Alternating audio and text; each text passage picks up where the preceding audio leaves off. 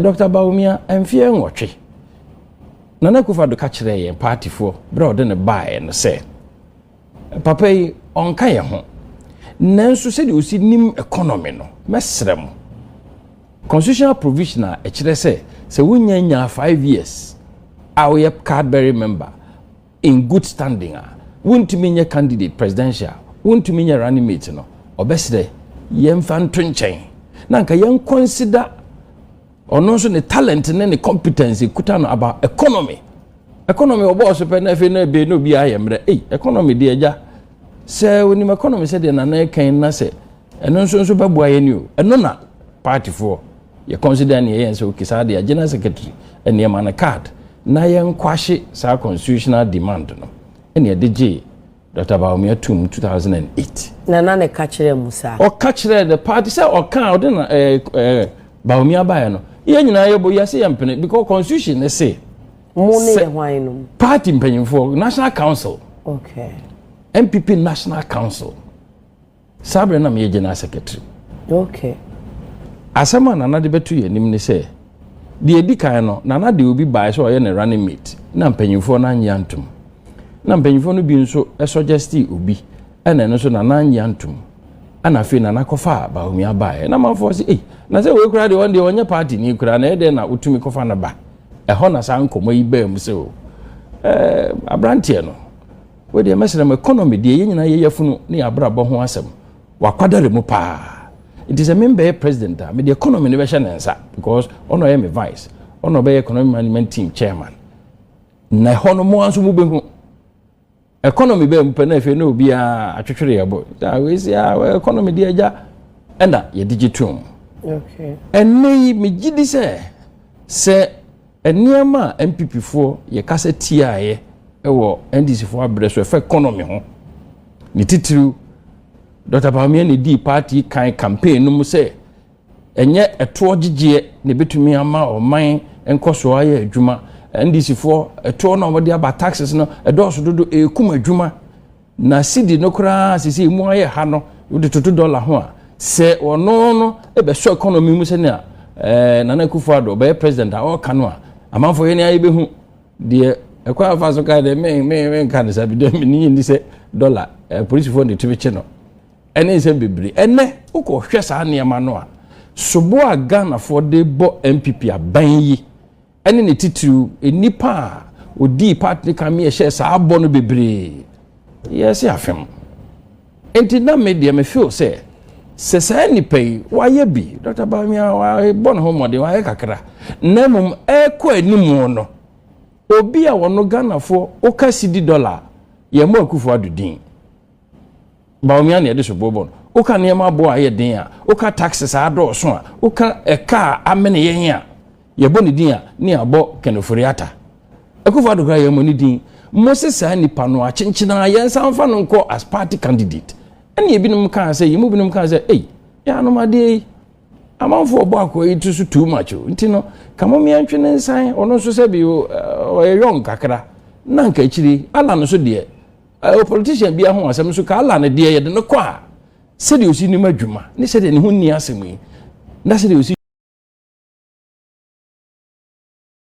jui kano beboa ana anye yie ana party fo se Dr. Bawumia ne pe no ye ntumi ntwe ho man so enti ade na manye kom na mantie sabre no 2008 mutie na nasem na moje Bawumia tum na mokom ni mo ye kro ade na we nso mo kaaye no mo se da bi mo ma brante ne mra no mo anye kom na mo anye na ntum na mo antena sese osono ba akomba na da bia na ye ade ba akon wo ye biribi na emfaso ana sensunsanso ede ba no emmoa na de krono na o se no a chenchene no na me in any case party no sebio Nana Addo wa ye bi badanyo no nko anso na sem ne de wo no nko ape na sese ye de ye party kamia ye se sisi ya no se Nana Addo ka se sei na wo party mu na wo ne na anya adwen pa da di pefe na eya ye problem ade ono no ka se Bawumia mra se ansem no ho se wo party ni mu a anka me se ni ba no bebro ha ka me nka ho asem but de aduro no as I say, I can't answer. Me a general secretary, and a coba and say, Nana Akufo Addo, a candidate, if 2007. If free sabre no air ban, parliamentary primaries, a koye and some bebre, ni titu ne say, parliamentary candidates no. If we have no parliament that no sako contested primary, Nana say ni pe utumi nyi adwuma. Enti yenyi ni free parliament through primaries. Ni emfa asomesi wei nana agidi se obetumi na ye adwuma. Enye baako, enye mienu, enye miensa. Etiatese wo party mu. Ye mu binom ka ho asem ko ho ntokwa anye yie. 2003 independence miensa eneba NPP mu. Ewo NPP strongholds. Bosome frɛ ho. Nkoko bekwai. Asante bekwai. Na sanse mimi anka ofenso south beka ho. Ena me gigina mu aye ko ho ntokwa council so ka se da bi. Ofenso case no se ya hwa ankoye primary. Na ye ne se candidate no wo ho no ampanyifo no bi se onko onopose no ye for so a ye betuma lose seat no.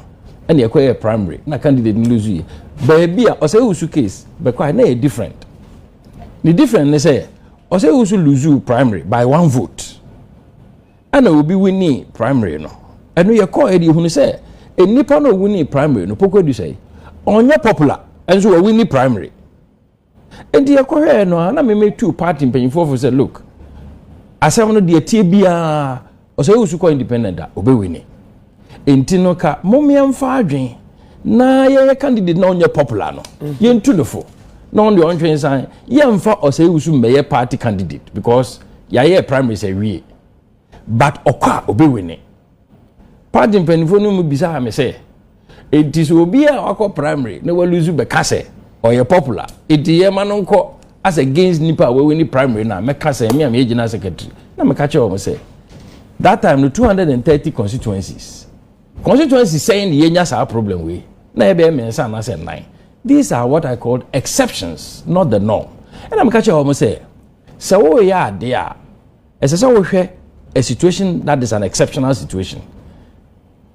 And when you be Nanado and Kasansu can be party chairman at that time so can be say, ye the constitution, any administrative procedures, any idea primary, and will be a winning. And the end to me against the constitution. Tin you. And I'm you, Matthias. Name problem na a daho within that context, no. And your constitutional problem. Nanya administrative problem, a political problem. Nasa wo political problem ye use constitution and administrative means. What mean solve? And the use political means. Na yen slepo do say ni enen nkasa na yen hwe anye yi. O say usu ko independent. O wini. Shaba ko independent nkoko. O wini. Ofori Kweku ko independent. But me frɛ ho. Ni nyina NPP strongholds. Omo nyina wini independent. Ahonti ekoye te se nia empanifo no bi no gigina mu say ye de we ne ye pedo na chenchena e de nsunsuanso obi ba enonom nyina ka ho nti na bi no tumi ka se se de na na so tumi ye bibi se na we mi ntimi na nya adwuma me be president we nti no mu nsesa eno nso ka ho pa ne de me de me kan si so anamo a mu 2 years se mu kodi movement achi no se ne na mu nim nsunsuanso e beba if we say dia wa wo narrate no party constitution ne say nti na mu nim say ebre bi beba party be invoke sa article no mo constitution. Well, Metimaka say yes and no because ebre bi ba ya na party constitution say wunya 5 years card bearing member in good standing na wuntimi nye presidential candidate and running mate na constitution kasa. And so the constitution to change my Bawumia be a running mate. Okay. Me cassette be a constitution to change there be. Okay. Me general secretary constitution and ye dear Juma and my acquaintance.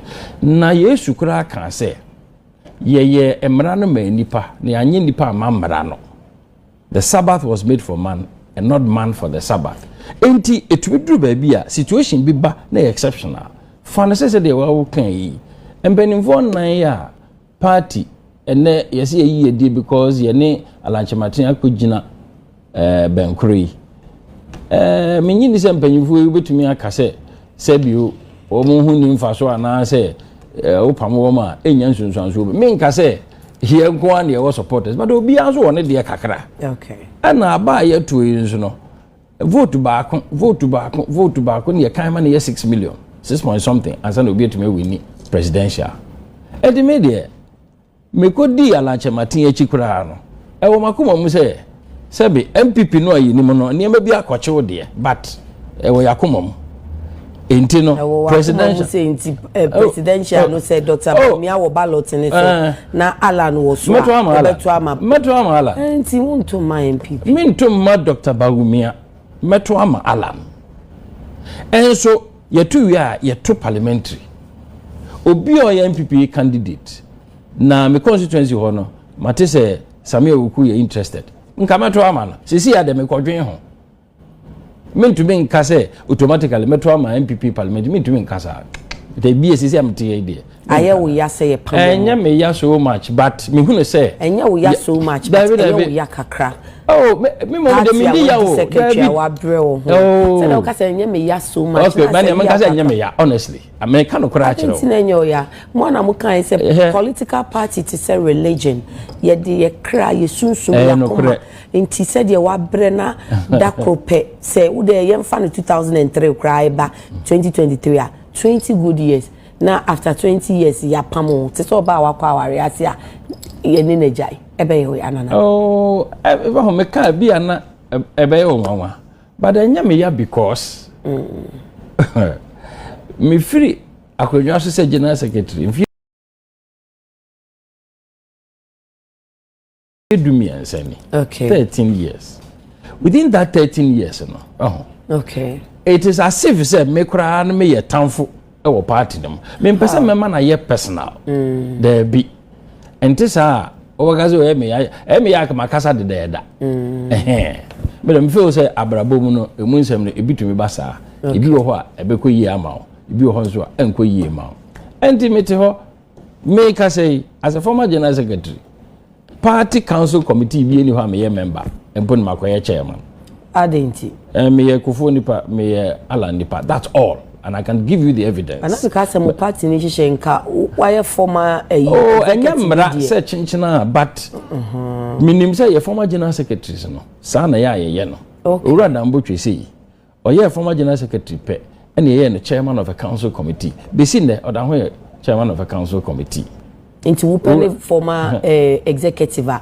won shede ni appointment bia o party ni me nwanwa kakra because sabio me be ye adwuma as general secretary me gidi say me ye adwuma say de fata amount for party for bebre nso di dance here but me mpesa nka ro bakwa say na ye me ya na nye me ya no issue na aba no issues of principle obuni be se enti no ka ye hwe no saa okay na yenhwe eniema atimiama alanchematen atwene ho na obi te so hini nto ya aboaben owura Boniface Dick Hopeson eni afoforo bi yenya ma womudin okay wo nyina nso eta alanchematen achi eni baabi a party akoduru ne de ye ya daache se yesi ya chichire ikubi bi te se NPP esi ho ana se ye ya amanyosemo a de be ya nia amanfo hia se yebenya free amanyosemo no yebenya ne papapa me feel say those things o say eyo nwanwa say ye pamo ana make say na niam bia akoso de bia mu no na enyo nwanwa be honestly me pese meka ho no akọ achire dodo okay but we de ba akọ na meka ye ko kuma say last weekend for president Kofo ne yire yi no party form page for no pa ba ko wa ye constituency executive president na ni Africa kra ani ye share wa stadium ho afafantofo yi na dede ni ade no ba me ho asidi na unko ade utu sa na moya udi bem na me say sa wonim o se oyenim me nwanwa kuma se asema be genya gobo nim se no kra na me ka kire o ka kire me se ono aso utia onim o ka kire me se general sa na moya watu se udi ala na chi die unko ade utu sa na moya udi bem na me say sa o se o si nim dia akoso enti ebi mu say won mu dia la na chini nyina aye nkofo amaye peeved up te say wo say wakan wo de ya boabia samoa ebe ye communications acting echi ne nsa anka yeyi no communicate kakra nso sheda ni post bia Hopeson so national security okoye airport we ono so ya pam no enti ase ala no so kra no oduebo wakofa mo a mudi ya udada enti na chi na mudi no mude ya ubi dia memenifu bi na ese the party ni ye nti 17 na mudi kodi ala chi maka kire se me mo brasa memfa eyawo any emotions enye niema na ma menka bibi nkyira wo yes sir every time Alan be contested presidential primary 2007 ekwaye the time Legon anka sesi e second round Alan odi akomapa odi si form na odi ta na Akufo Addo achi obi tu sa na mon ya no ope party korea ene nkabom anase ope so tete party it was very clear say Alan Kyeremanteng itu anamo a ede korea ne nkabom eba okay afede Alan tu sa na mon ya wie ma ye the candidates na ma na Akufo Addo ye nyina yeta na chi ene obetie ye se bona hafo Alan supporters obo support no primaries no yakobo won ade ebeche obetie ye se western region Alan supporters almost support to Alan primaries no na Akufo Addo supporters akobo won mi ankasa manim party headquarters na Akufo Addo supporters ebebu obi se ye se wedi na Akufo Addo atem enne me kasa ye bu ni nsem dade da ho hye ni nsem besi nde because oye Alan supporter obi wo album mu oye polling station executive or delegate yesi we no ye Alan nkrofo ye ja om ne ekọ primary ombeto ama Alan enti yenyi omu din free album mu obi ko constituency executive election yesi yenhwe yie na Alan nkrofo no obi anko weni omu weni ombeto ama yato abawie kura yeyi obi so ye constituency executive yetume fa kwan bi so ne atwa asamato no so ne apam no ebaya besi se yeyi national chairman yeyi general secretary Kwabena Agyapong Paul Afuku ye twa asamoto wo so asem na nyin nyina so ye hwehwe mu ye hunu papa bia wo akwaji sika friendship fo ho na ye je na kiri national chairman general secretary omo ye Kwabena aye Alan ne Akufo nkrofo ye pamo wo mo enye me na meka we no nyina eya de a nana nkrofo ne ono nana no emu ene ne nkrofo no aye sa de we ya che enti nya me na ebe ye personal issue eden na sabre no mo ankasa ye se sabre no me kasa ye papa manye din media manye din I can talk for myself look Kwabena Agyapong no case no bae no National Council National Executive Committee etu small committee bi say sika bi ho asem before say ebe pam on finally na yen hwehwem me na yede me ye committee chairman me ne about 4 or so MPs ministers and a year say adwuma no over about 3-4 months eti ye wie no ana committee ni ye call na Akufo Addo as candidate na ne office was State House achiri ho baby Ringway and ye call say ye ko brief no nti as chairman of the committee no na me ka che na say nana ade no committee ni sika asem ne ekohwehwe mu but ye hwehwe mu no witnesses e ba ye bebro be 13 or so 15 witnesses utie wo nyina asem na ye ka na akosi se wonchu bi e wo ho we afa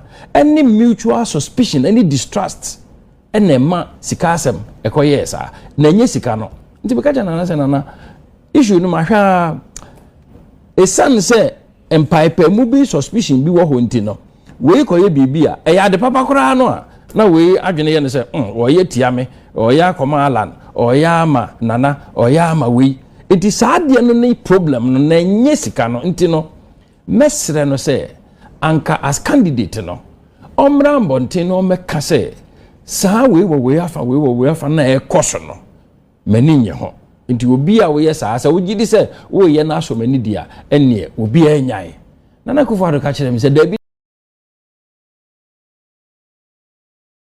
enya no ne problem no afoko ni Kwabena Agyapong no omunye indiscipline no omunfa party mranya adwuma no na problem na enye party unity ni asem no okaza amesement mi anka hwe e ba nda sakra men nam so committee report no right honorable Owusu our first deputy speaker of parliament say ono secretary to the committee santa wanta we ya ho oye draft report at the bremi as chairman me hwe na me say honorable committee no niam na yehu ye no de ehu apa no amfa ma report mti mayentu ye bo na me so as chairman me so me hwem na de me so me hu ni say afiri mu no yemfa nhyem na fe yemfa nko national executive ade achi de mti ye say Owusu akwa present report na national executive and I issue press statement say me na me chairman of the committee me issue final report nti me ankasa me the report beba me trans 2 nights and I me show full report. I'm from the opposition report. But in any case, me na me chairman of the committee. Me show full report. Or say who's a report. And me report no. Ni me nyina ho. Obi obenya access no nko kan. Obi hu the difference. Na che say show my party. No share down your from 2008. In fact, ye to abayi me 2005.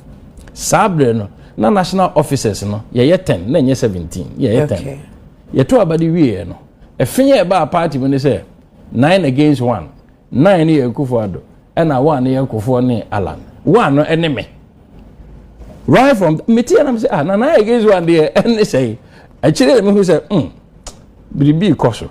Enti me imagine say no bibi bia ye be ya sa de we be free ho there. Ese me bomb de na me boa na party ni ya. 2008. Ya campaign ya kakra me ato aba. Ye committee bi ewo Elkin Hotel ewo East Legon. The ebe na chairman kan say obi amfa na dwenkyere etwato emra edu me so na me kan say me hunu say bibi koso party no mu a empaipa mu no ne wontwu no eye didi akwa ekiri na ya hwe yiye ne ya momoden amfa kwan bi so na ya nya party kore ne nkabo mu a party no mo beche de betima hayen going forward intino we should begin to think about a kwan ya faso a we wo ha no ye bebre na se nanka saasem no amfeya nkobone owura dambotwa no so ye former general secretary meeting na so original ho ka che me say me kasa as if say the party is in crisis. The party is not in crisis. The party is not on fire. I'm being an alarmist. Che say me kasa te say nia be hoye bi esi party no.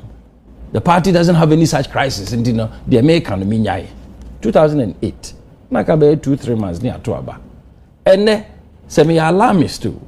Say me kasa say party no was in crisis at the time ene me gidi say ye nyina ye hunu ba bia NPP akoduro say problem until some movement mo koye na movement dey say ye ko no na ofese because Ghana for any so no na mo ye united front say an kasa ye bo modern sabre no me fee office 13 years ni en kasa about any of these things nya say eni ho ba na ye nyina so ye pese o kakra ye hope say e be yi na kwa akopem say ye be ko primaries wo a wo say wonyi nie no that one I cannot argue with you but last presidential primary ye be ko yi basically all MPs MP oyi na nim kra so odi aladachi nkrofo to be friend no bona ba so say hey we dey why had you na we dey offer obi esuro ministers obi esuro chief executive obi esuro party executives almost all the 16 regional chairmen ba ko mienu bi pe na ye ya adwen wo mo mpo ye gina so say sama anhwe amma Bawumia nwuni wo original ye ne mo yete ni nyina sikatua ebam ala nsa sika no okofa no wen I'll be at you just that I will be the mu edru chen. That is right, but you see till difference and then they say yama basically written or unwritten instructions to say minister bia went here meneo regional minister DC chief executive enti we did dey kwa Akufo Bawumia na we did dey akososo Akufo Bawumia na we did dey asoso ala no godua na kakra hwan na bi be soso ama enu ye tie no no mo se enye no kre yo mate enye no kre dia menye ho achinje but wo mo enim no kre dia si yenim okay na the way our system no ye no se e kro no ye nyina ye hu ne se dia tie bia Nana Akufo Addo de ne mpanyimfo ni bi abopɔ sɛ ɛda sɛ boɔ Dr. Bawumia be candidate ebinom kora ka sɛ obenya 98%. am say na die nso na ebinom gina to me ka sɛ ye kɔ primary so ma ye bi pen ma ye ba ko bi no ala nya sɛ 3% to 2% die be san ye no saa edi ye hwade na ne hu sɛ no ala ne firi mu kora no wo mo anyi ani sɛ Kennedy Agyapong kora de onya ye no obenya am say Bawumia anya bi kora 70-80% de edi nti na ye kɔ primary ebinom tumi nya saa akukuduro no etumi kase saa nipa yi ebra mo akasa so musi abonten a we ni di kan amoko primary sabibisa ese we dey aburo so ade say etumi kan tujitum se bi esi pen na dey I mean hwe me teacher bi no che literature I was secondary school me ko benkum secondary school walate okay or say everybody likes sweet, but if you like sweet too much we say oh ho you like sweet. Oh ho no na abam no. I see. And no and a de party abi dru ba bi. It is enkenye oh ho na ka. Enye oh ho a. Enka movement for nka mo. Oh, enkenye oh ho anka land be wini primary. Anka ntwe na hokra mfirim. Na ekoduru oh ho na adan. Na nipa ba akon. Yetumi orchestrate bibia se obi a yebe ho se woni ala. Ade ne nya enye. Na emum ade ne nye but eyenketenkete nti enye hwe yemu ya ni mu se de no de ba nti ekoye oho a aboatia mu nti ana se oho wi ne boma mo a da da aboatia maka kire se enye ho principle ne de ye adwuma sisi ya no let me tell you where the message wada principle no the thing is not good me with the message fortunately no me before say Alan betwe ne ho afi party no ye started primary ye be super delegates no maka me can the radio show me can the TV show my fancy me can say me share a nipa across all the political parties any independence omo person be ye president sabre no NDC for eyi president Mahamadu Dada okay and na NPP for nso a nipa 10 ya san line ye ba bete so na ba 5 ansa na yakoyi baako ena Kofi Apalo no mo ekeka ho nso obuya asa line si ye ko December 7 2024 me can radio so say TV so say ni pa nyina ye ka mo nyina bomu a baabi a Ghana sikasem aduro baabi a oman no nibuo ene amanyosem aduro eka amene Ghana corruption a ehun komo ene ho asem aburo se de yate nyina so Ghana Adano. Something you find if you don't masukosi the last one. A nipa Ghana situation or tears ye because watchere or the new one to her. 2 or what's anime the issue and who no say obeti me aboa Ghana because watchere a juma wa ye free timer onyama politics him no ye UN consultant. No ba politicism be ambassador no ba politicism be president Akufo trade minister no ba politicism be Owura Nana Akufo Addo minister no alanche matini nipa Ghana for sabri ehia se yede oman ne hye nensa na onyam free party no I see me de Bawumia kan ho me de obia kan ho na saade no se abase ne ala na twere ne ho afiri NPP mu a ene ma na hye ni mu no emfiri ni mu nkɔ Bawumia mu because o ye NPP ni e hye ala no mu okay enti ono ni nipa na amasha ase akamfo na magana for dada enti so free party mu a saa ne pa na ewo ni mu no still ekuta no adoma anyanko ode ma no no obetimi de aboa so ye party so onye party obetimi de aboa Ghana eno na sesi ye hwe se obi ka se mo ya mpamo mo na emu ana mu yi mu ho adi enti mo forfeit mo membership enye se ye pamo mo obeyi ano se oh se ye pamo ye se ya mpamo ye se ye yi free party mo fo se general secretary antro sakrata na meto abonten a se go bi bisa party maka se oh NPP no na mo presidential de me feel se na me kan sa se mo ba bi me san sisu dua ho ha se general secretary ni party mpanyimfo e the party constitution aye adwuma membo omo sobo omo nye bone na menso me ne ya boabe no ne aka yenso ye tai alachematin achi si ye kanfo na Ghana na omaboa Ghana nyina anya MPP fo nko a yenso yenya mfomso bi akora ye position na ye take no kra de na mo wom ne dia senka mo aye mo nyemfomso na emom se mo wo party na party wo obi na mo antai sa nipa na chi ne ho na im se party ni hu mo mfomso da bi na party hu mo mfomso a mesi maji atom na me so me ka kire party de se the party na duro no party na ye mfomso so mo yi Dr. Bawumia as candidate.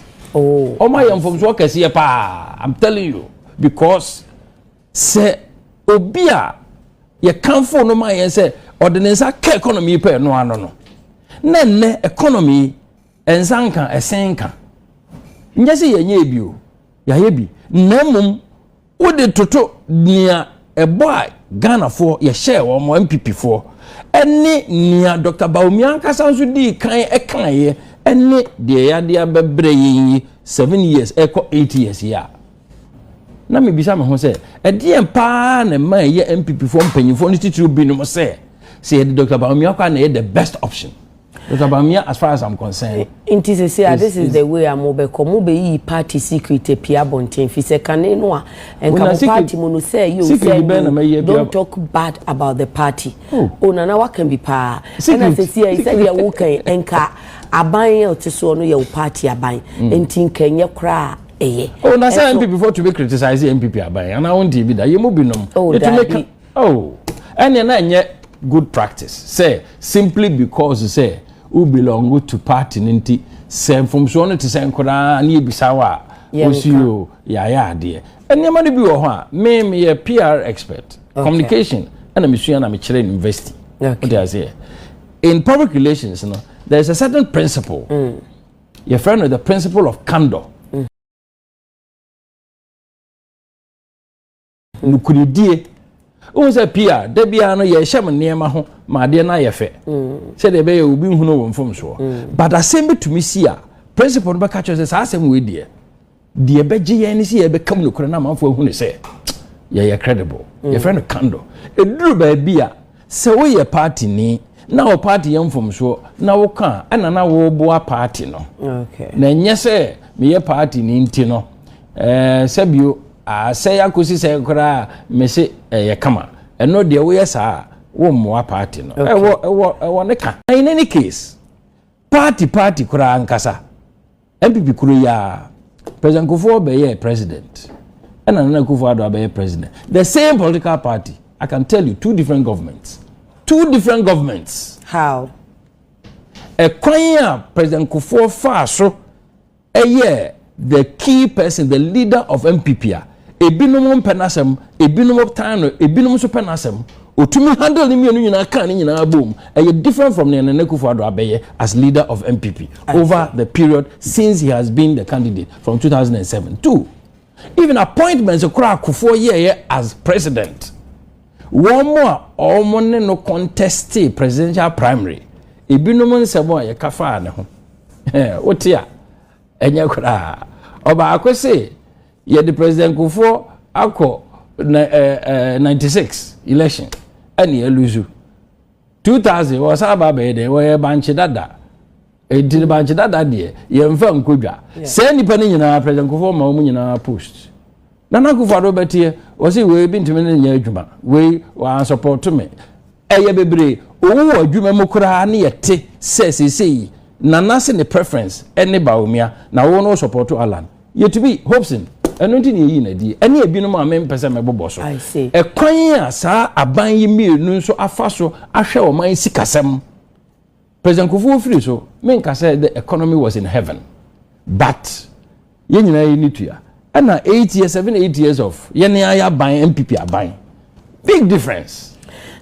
Same party obi support Alan na eba ne say Alan na me di na chi kokonte kora na movement aba enti me pese me so me kojina constituency bi say movement di mu ana say me ko premier chi bedwaja obi support na aye campaign aba the tie ni say movement dey enya political party enti ni pa so onu kojina independent na me be chere o Alan so na say o be ko independent so we independent parliamentary candidate political parties law no chere say won't mean use a logo be for independent presidential candidate. Now also we a parliamentary candidate. We say no na me use so. And no we independent so we use so ensure so we use so don we are independent. They say was we nya o dear. Yeah, washen so they say na ala no one afafa nto yi. Te say me shirt yellow ni ade. Okay. Now also wape wo dear. Now wape wo collar. Now they are. I see. And so that should be as a party in Penyinfo bi tena se ka se oh nkrofo yi omo ye nkrofo bia ntwa yi yensan enfo wo mo me se teche makra ko se ne daach no di obi abeka kire me bia de me kan se alanche matekra se wasan akọ NPP a ono akra no aso betro ono abenya problem na two to be nkonko ye NPP presidential candidate menso me pese alanche batin ni mo ba ballot paper no so for election na yen hwe de Ghana for so e be decide. Thanks for watching. Like and share the video. You can also drop your comment. Please don't forget to subscribe. Click on the bell to turn on the notification.